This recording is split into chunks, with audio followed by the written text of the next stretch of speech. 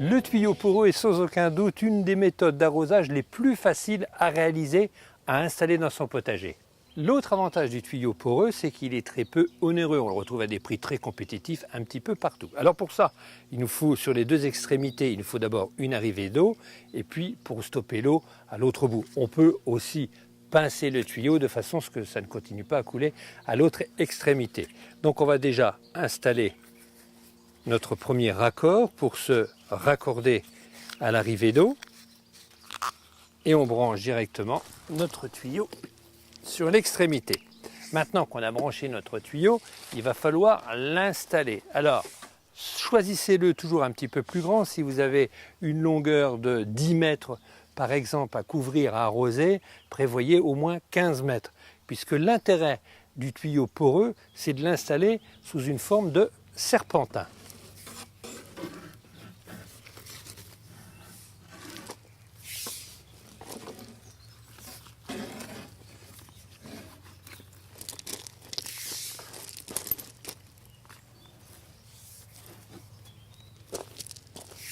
Maintenant notre tuyau est installé, on va le brancher. Alors l'intérêt du tuyau poreux, c'est qu'il ne mouille pas le feuillage. C'est très intéressant, surtout s'il y a du soleil, mais en principe on arrose plutôt le matin ou le soir, inutile de gaspiller l'eau. C'est parti pour l'arrosage.